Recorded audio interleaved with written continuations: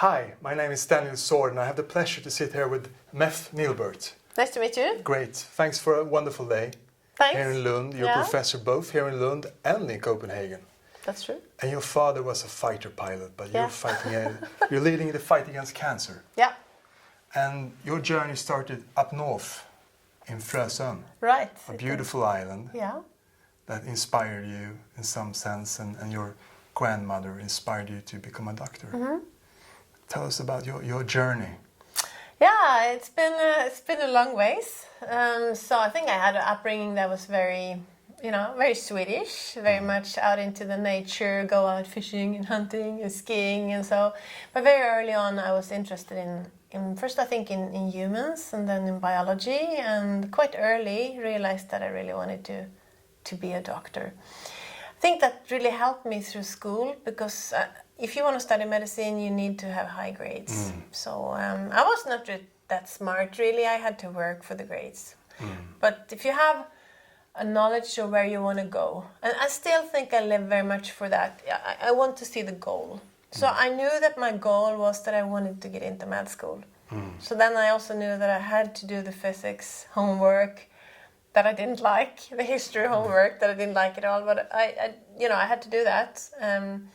And then again, if you think back, I think everything that you try to do in a good way will just be more fun than if you just, do it in a more sloppy way. You will be more happy with yourself, I think. So yeah, that was the start, working hard in school and then with the sort of goal to go into med school. Yeah, and today we met a lot of young people, students who want to, grow and become doctors perhaps. Yeah. What would be your three best advice for young people today going into medicine? Well, going to medicine, I would say the advice would be to sort of find passion for what you want to do. Find out what really interests you. Because whatever you choose to work with, to focus on, you're going to spend a lot of time doing that. Actually more time than you're going to spend with your family probably, for most people. So I would say find whatever interests you and do that in a good way. Find passion, because then I think everything else like purpose will come with that. And then I think for young people it's important that's why they came today, this class of students, to sort of listen to different people. Why did you go into medicine? How was that? What can you do as a doctor? Why did you go into biology or something else? They just need to sort of broaden their views and the possibilities. It's not that easy, I think, when you are in school to know what are the options and what does it mean. And after school, you really put in a fifth gear, and you made a tremendous quick study to become a doctor and researcher on the side. So that was not sort of by any sort of I want to make a career. It was more I found something that was really interesting. I was really hooked on the research, working in the lab, looking at cancer cells, looking at how these cancer cells were dividing, how you could sort of study their genetic aberrations. I think that was really fascinating. So it was all a pleasure. It was a passion. And it was very easy. And then all of a sudden I realized that, this is new. This is research. We can write that up. We can present. We can publish. And if you do that, you do science, you present, you publish, you write a paper or 2 or 3, then that's a thesis. Yeah. So it sort of just came with interest and passion. You took a little pause. When other people, they go, backpacking, you went to America to do more research in the labs. Yeah. We were working very hard, but I have to say that we did go backpacking in the US as well. Yeah. We did go canoeing in the Appalachian Mountains, and we had a lot of fun as well. But yeah, I went for 2 years to the East Coast of the US to a hospital called Johns Hopkins. It's a big university hospital in Baltimore. Tough town at that time. Very tough. Yeah, well, a tough time. Anyway, so I worked there in the lab for 2 years together with a lot of other young people, and I think one of the wonderful things was that it was really an international environment. There were people from Japan, China, Australia, South America, the US, of course, a couple of us from Europe. We had a lot of fun and we worked hard. Yeah, work hard and play hard. Yeah. You told me that people are more specialized, more focused in the US in the research? Yeah, I think there is sort of a difference in attitude that if you want to be the best, you need to focus. That is also true here. I mean, look at our athletes or sports people. They really focus on what they do. They're not like multi-sport competitions. But I think even there, it's more focused. They don't really believe that you can be a very good doctor and a very good scientist. You have to make a choice. And here in Europe, we are a little bit more lean towards saying that it's possible to combine. Yeah. And yeah, I think there are pros and cons. It's possible to combine, perhaps not at the very highest level, at least not in science. How is it to fill all these roles? You're the mother of two girls, and you're a professor both here in Lund and in Copenhagen, and you have a lot of roles to fill. How do you do that without get burned out? Yeah, but I think that's now we're back to focus. I think I need to sort of focus on where I am here and now. Right now we are talking. I'm not thinking about 100 other things. That's the same thing. If I go to Copenhagen or to Lund or to Stockholm or whatever, I'm here and there. I'm working with that I'm supposed to focus. Be here now. Yeah. That's also, life is here and now. Yeah. So I think if you... I'm not saying it's optimal to have many different jobs or to have many different, but I think you need to tackle it through sort of focus on what you do right now. And when you're a professor, you're also the leader of a lot of people, and you have 100 persons now underneath you or on the side or beside me or together with me. Yeah. What would be your best leadership advice? Because you seem to be respected and loved here by people. Well, I think to make the goals for people very clear, that this is where we want to go together. This is also where I would like you to go. Do you agree with that? Is that a goal that sort of fits with what you expected? And then what's your plan? Or if you don't have a plan, go home to think about the plan. And then when you have this plan and you have started to work, I think it's really important as a leader that you trust people. Let people work. And my door is always open. So if you are not sure about which way should I go, or then come in and ask. Yeah. Come in and talk. But not today because we're filming. Right. Yeah. If you're the leader of a research group, what's the difference between getting a Nobel Prize or going into failure? It's a lot like a startup company.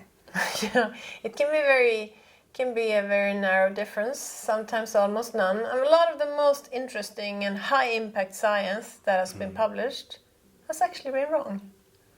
I mean, so what is the difference? I think when it comes to a Nobel Prize, it's difficult to say because that's a very special thing it's a very special process. And I think something that's very typical or needed for the Nobel Prize, it should be like one big breakthrough, sort of a shift in paradigm. It really changed the thing we viewed a mechanism or understood a disease or something like that, or identification of a new. Not for most researchers, it's itty bitty greedy work every day. Yeah. You improve, you understand, you refine, you profile again. Oh, you discover a new subset. We need to it's a lot of small steps. And that's what also means a lot to people or to patients or treatment. But for the Nobel Prize, it's more one big.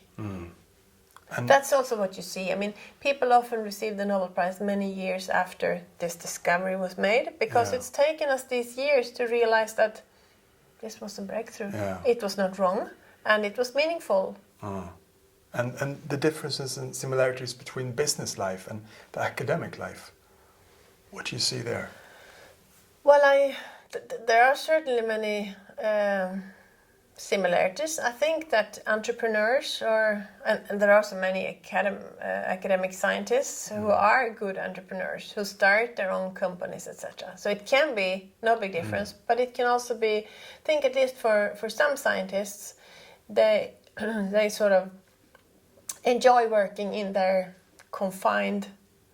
They have their international collaborations, but sort of in a confined environment. Yeah. We're working within our group or within our area or within our question or tumor type. Whereas I think the entrepreneurs are better at spreading the news, using new methods, social media. Entrepreneurs, I would say most today say that, I can't only spread my news one way. I can't only put ads on TV or ads in papers. I need to go out, talk, networking. Very important in science, very important in business, but perhaps more recognized in business. Yeah, and you see a lot of disruptive things going on now in business life from the States. What's happening in cancer research? Do we have any breakthroughs in the pipeline? Nothing. Yeah, there are always breakthroughs, and you never know really when they're coming, and you never know whether.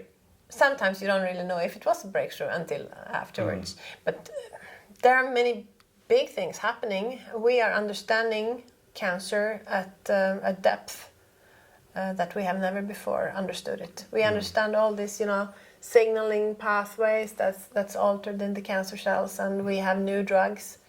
We have 10 new drugs every year to target these new or altered signaling mechanisms. Then we have totally new sort of concepts since just a few years back. We have something called immunotherapy. So we're using immunotherapy, which is different from chemotherapy, to treat cancer. So you have this surgery, and then radiation, and then...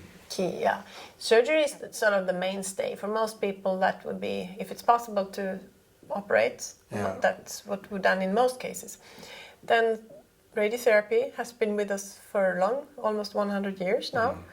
And then chemotherapies, which came during the 1940s, 50s. Now we have these biological therapies. We also have sort of called endocrine treatment or hormone therapies.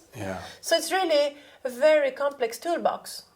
And I think one of the most difficult things in oncology now is to decide the strategy. Which tool am I going to use now? Should I save this for later, or should I try this up front? How should I sort of plan my treatment for this patient? But the trend is going in the right direction. It's not going straight up, but it's a slow growth in survival rate. Tell me about that the progress during the 60s. For some cancers it's been tremendous. In the beginning of the 1970s, a new drug for testis cancer in young men was discovered. That was a chemotherapy. Before that, there was a very high death rate from testis cancer. Almost all patients with metastasis spread died. Today, we cure more than 95%, even if they have metastatic disease. So it's a fantastic development. Then, and in many tumor types like breast cancer, prostate cancer, bowel cancer, we see a lot of progress. With breast cancer now, 4 out of 5 women survive. That's very good news for survive long term. But then we have some really difficult issues, sort of like pancreatic cancer, lung cancer, where the death rates are unfortunately still very high. But at least for lung cancer, many new therapies coming in. But the rate, the cancer growth is growing. You say we have 62,000 now a year in Sweden, and we're going up to 100,000 in 2020. Yeah, so 2040 actually. 2040. That's. Yeah, and that's mainly because as a population, we're growing older. There are more of us who will be old in the population, and cancer is commonly affecting the elderly. I'm the father of 5 kids, and I want to see my grandchildren. How should I optimize my life in order to stay healthy and fit and alive? Yeah, that's it's very easy to give advice if you look at the population. Let's say in Sweden we should not smoke, we should eat healthy, reduce red meat, we should be physically active, we should stay out of the sun. Those are the main things. That's very easy to say on a Swedish level. Then I can say, I'm going to reduce the number of cancer cases. That's also true. Then you, as an individual, it's impossible to say that if you do this, you will not have cancer. We cannot say that because we know that it's about 1/3 of cancers that are due to lifestyle. The other 2/3 are just bad luck. Yeah. So now for most people who get cancer, it's just bad luck. Can you create luck in any way? Yeah, that'd be great. That'd be a Nobel Prize for us. Luck researcher? No, but so I see there are many things you can do also as an individual to reduce your risk. The most important are the ones I mentioned. Don't smoke. 80% of lung cancers are associated with smoke. Then I've done right so Yeah. far. And there's some things you shouldn't do, but there's also things you should do. So, Physical exercise is one of those. yeah, make love and make exercise. Yeah, I think we've learned a lot during the last years, just a few years, on the impact of physical activity, both as a reduction of the risk of developing cancer, but also for patients who have developed cancer, that we see that physical activity makes you feel better, maybe even allows you to take the treatments better, and for some tumor types have also been proven to actually improve the chances of cure.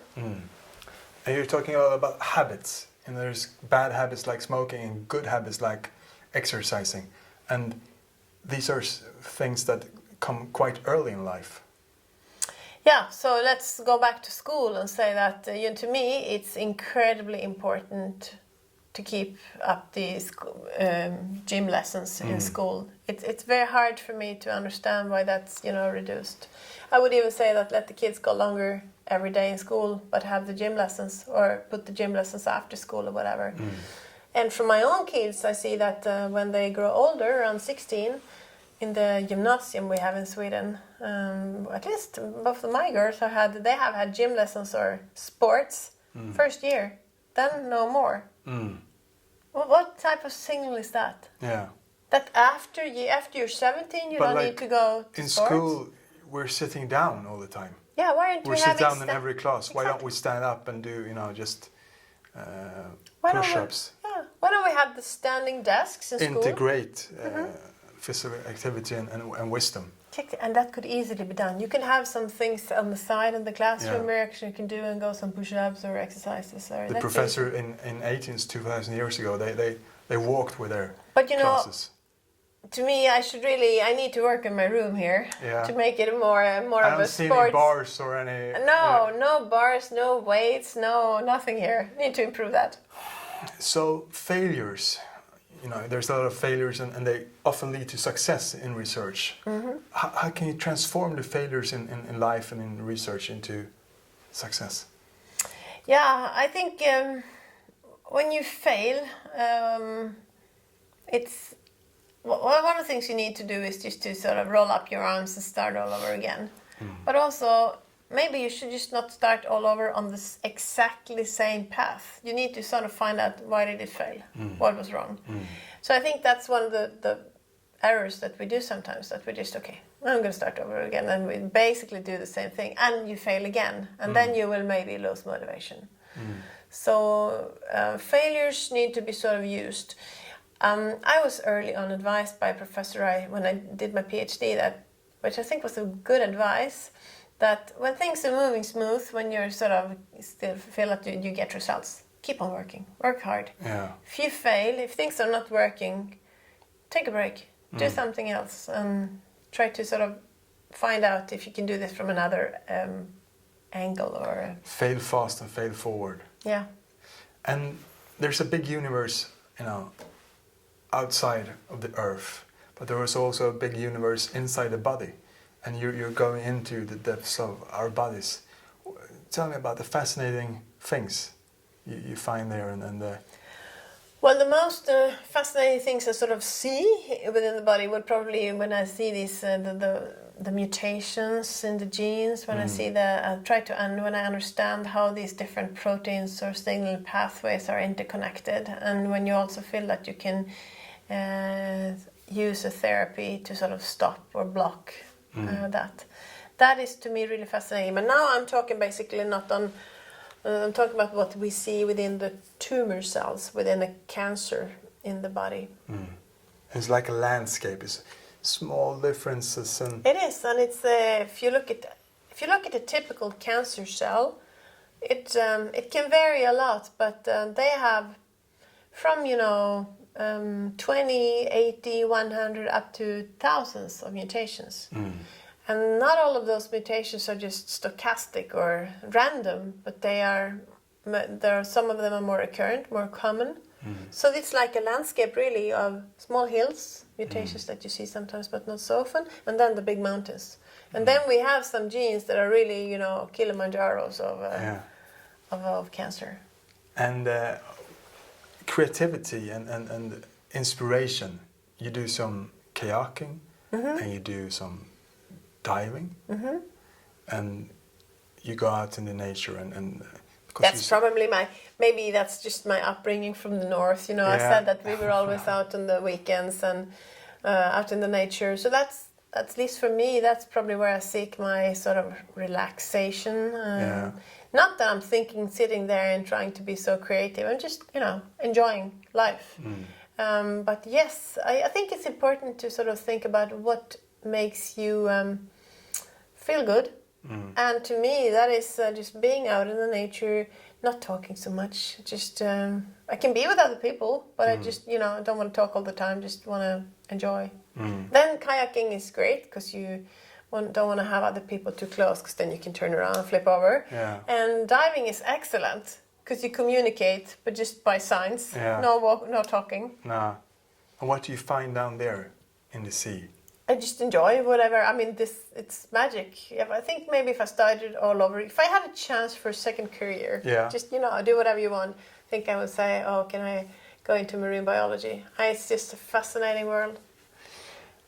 And so that the creativity, that spark, that's so important in order to move the world forward and humanity forward. Where do you think that, sparks out for you? Probably, it's probably when you sort of start seeing a pattern, start understanding something that sort of, that fits together. Could it be so that? And then you design another experiment to test.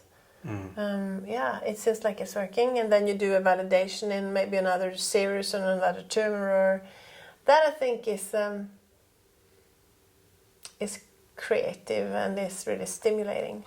And is it like that switch that when you turn off, when you go into yourself, when you're in the kayak, and then you go into the meetings with other researchers? Oh yeah, I think the kayaking, the diving, I think for me is more relaxing. Just reload. But when I go to scientific meetings, when I discuss with people, preferably maybe people who sort of see things from another side, have other skills, maybe know other techniques than I do, maybe work with another tumor type, but we may still be interested in the same mechanism. That's where I think it happens. To build a great research team, you don't just duplicate yourself when you're hiring people. Well, it depends on how good you think you are yourself, but at least from my point of view, I know that I have some skills, some things that I'm better at, but also other things that that I'm not. That's not my strong side. So I'm really, you need to keep looking for motivated people who really want to make a contribution, to really want to come here, just not to go from somewhere else. But besides that, it's really, to me at least, important as a leader to try to have a diverse group. People with different types of personalities, with different skills, that are still happy to interact. And what's your best skills, and what do you look forward to be improving yourself in? I think I'm pretty good at sort of getting ideas and maybe also designing how could we test this. But then from the technical sides, I'm not the expert. I would need someone there to say, but then you could do it this way. You could try another way to test it. Or then I'm also think I'm reasonably good at. Sometimes I'm just not working. I want to move on, so I want to get things done, and then sometimes other people than me can do it better when it has to be, repeated, tested, really tried out to make sure it's true. And then I think I come back in when it's time to sort of wrap it up, report, get together, publish. And in Sweden, there's a lot of, we have the Lunds team, we have a lot of different agencies, bodies that you have to relate to and getting information from and giving information to and that, the time for creativity and inspiration is not 100% of the day. How do you focus, be here now? How do you do that, turning out all the noise and listening inwards? Yeah. Well, I'm not sure that it's the same thing to listen inwards and to sort of be creative. But so for the inwards listening, I think it's those things as we discussed with nature and the kayaking and diving and so. But for the creativity, I think you just have to. It's really the responsibility of yourself. We all have the same amount of time, so it's really the responsibility to yourself to say that today I'm gonna spend some time just, thinking or working and actually sometimes, because my agenda is really full, so sometimes I do have sort of a half day where I'm just have a MEF time. And how many MEF time? That sounds great. You have a beautiful name, by the way, but it wasn't so. It was not so innovative, maybe. Yeah. I thought you were from Denmark, but you're a professor in Denmark, in Copenhagen. Yeah. The leadership style in Denmark and Sweden. Tell me about that, cultural differences. Well, we have, I think in Sweden, we have this leadership style that is very much, you need to bring the whole group along, consensus. Let's all be happy with the decision. And that's very good in a way, because when we are all finally happy with the decision, I think it happens. We're ready to move on. We're ready to make this change, whatever we have discussed. The frustrating thing with the consensus culture is that you need maybe to have many meetings. You have this meeting and you think we're almost there. And then after 5 minutes to sort of the finish, someone says, I think we need another meeting. And I'm like, oh my God, I can't do another meeting. So that's the good and bad with the consensus. In Denmark, it's much more hierarchical. So the head or the chief, the leader, will listen around the table and then say, okay, so you think so, you think so, and then he says, so I think, I decide, we go this way. And then people will maybe say, well, I think that's wrong. I said that was wrong. Okay, but the leader says, we will do this anyway. This is my decision. Okay. So then everyone leaves the meeting, no more meetings, very nice, but then things doesn't really happen. So in the end, I think the process from sort of start to finish or implementation is just as long in Denmark as in Sweden, though the phases are just different. Yeah. It's but they're leading in the happiness index, the Danish people. They are, yeah, and they are really. That's one part of the culture I really enjoy. You can have really almost a fight during the meetings. Yeah. Very verbal, very sort of provocative sometimes to test people. Where do you stand?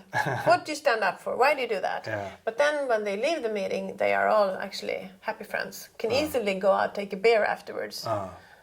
Not so much personal feelings. Your daily routines, do you have any? No, I'm totally out of daily routines. Yeah. Because my days are all very different. Yeah. I'm not sure that I need routines.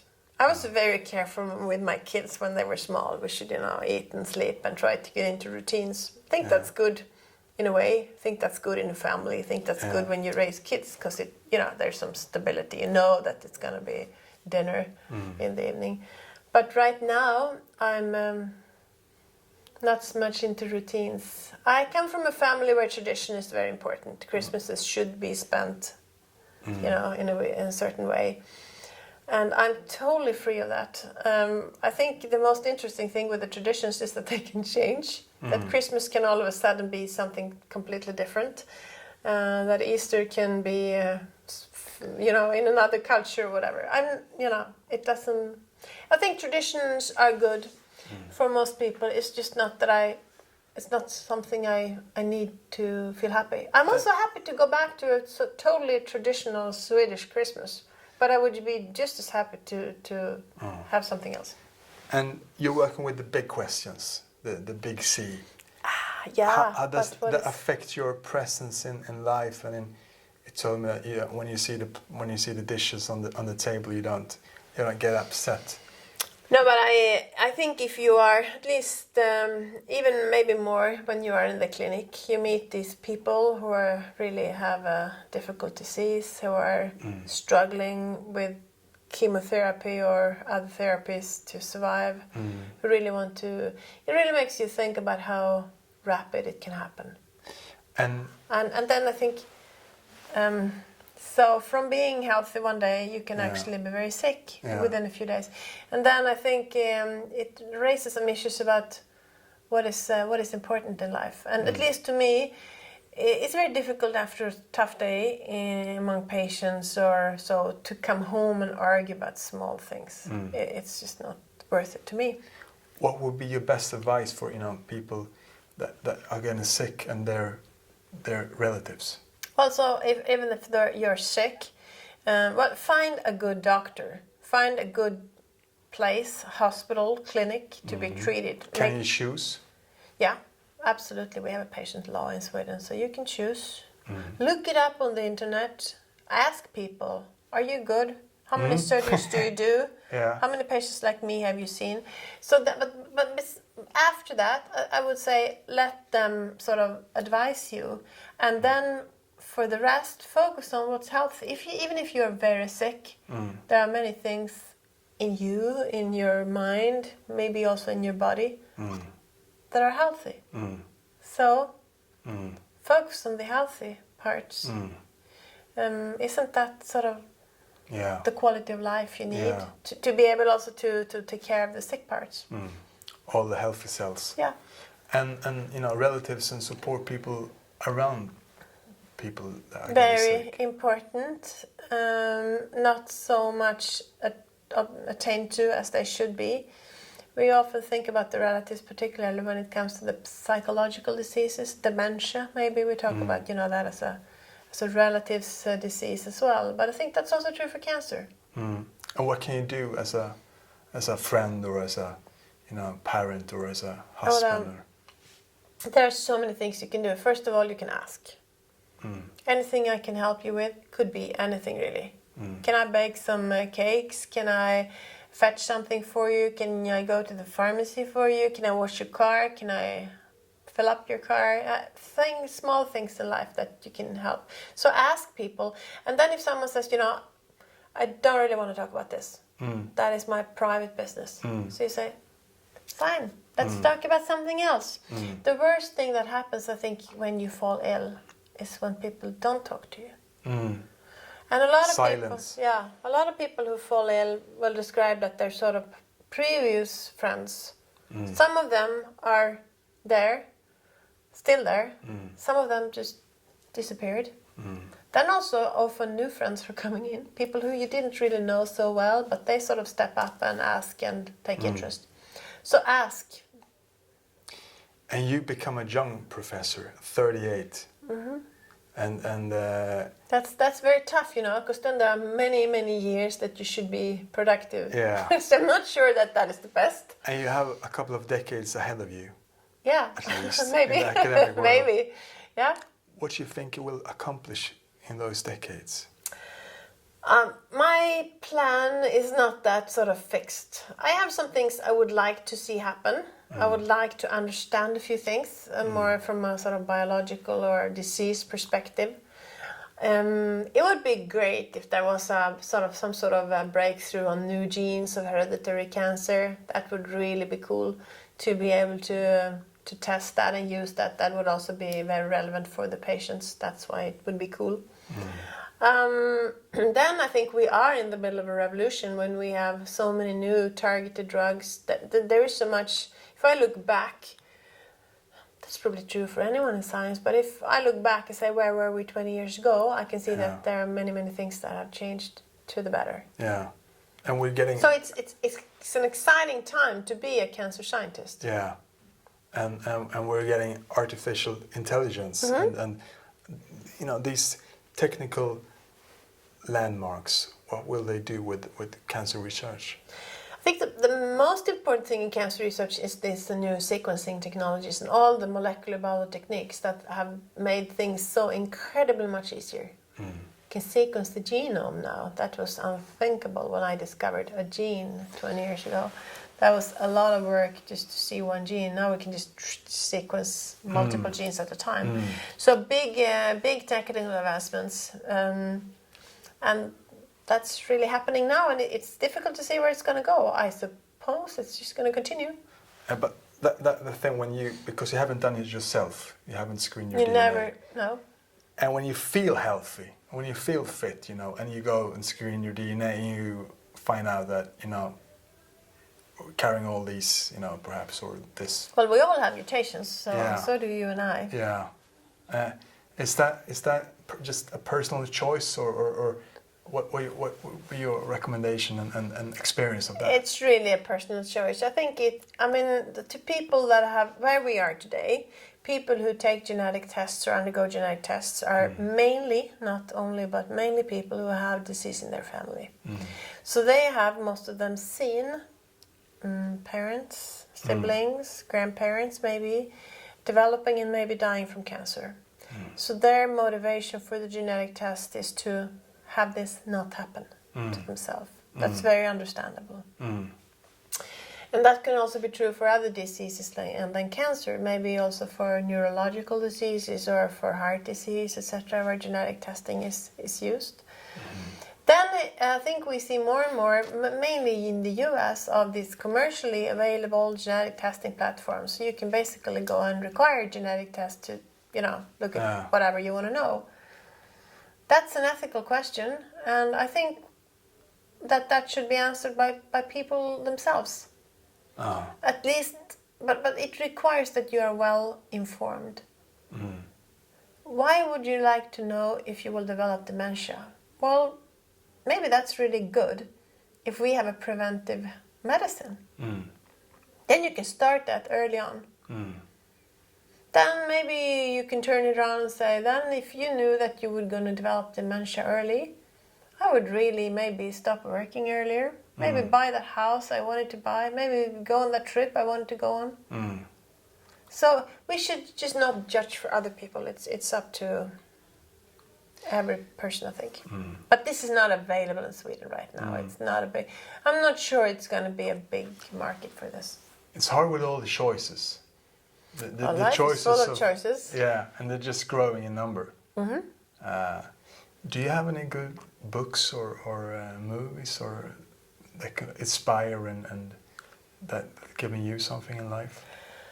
Well, not anything that I read a lot of books. I go to the movies not so often, but sometimes, more as a relaxation.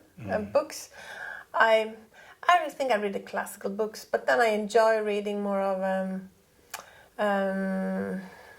books on people who have maybe biked through Russia or canoed around Bali, or we're back to the sort of nature experiences. Because when I read a lot at work. So when I read at home for relaxation, I think I just want to read something else. Well, it's been an inspirational and fantastic day for me, and a warm thank you and the best of luck. Thank you. Now in the Nice future with you. your life and research. Same to you. Thanks a lot. Thanks a lot.